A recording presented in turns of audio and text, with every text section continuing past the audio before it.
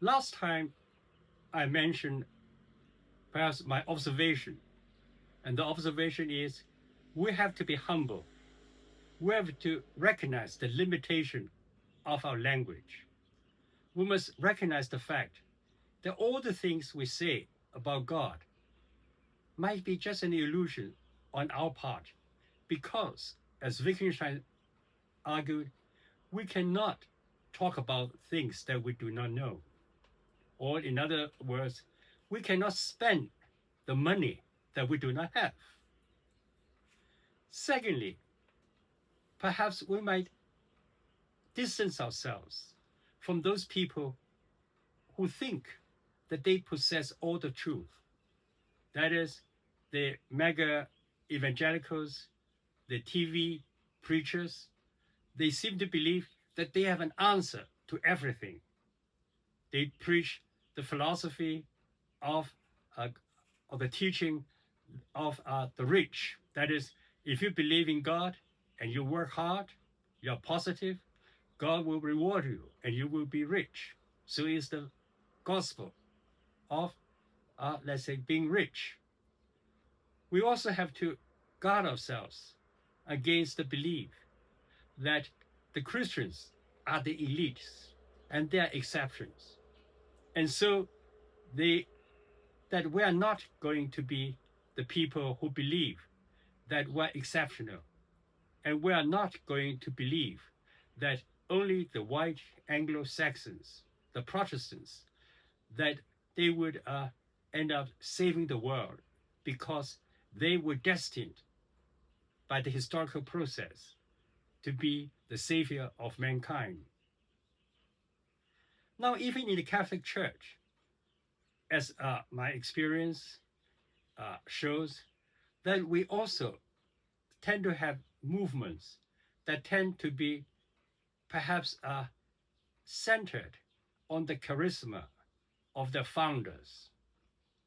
And these people tend to group themselves and they work together to further the teaching of the founders.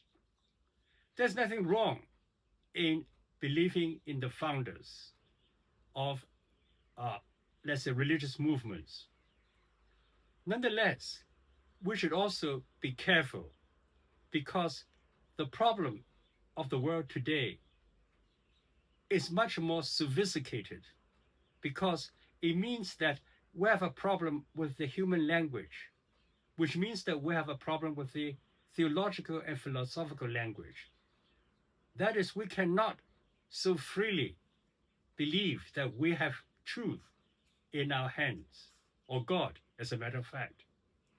The second problem is we must not believe that some gifted people would have all the answers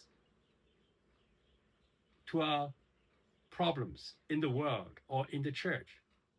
They might be charismatic, they might be very forceful, and yet they answers that might be very simple might turn out not to be true. This is because in the last 500 years, we have not produced any great thinkers from the clerical world of our church.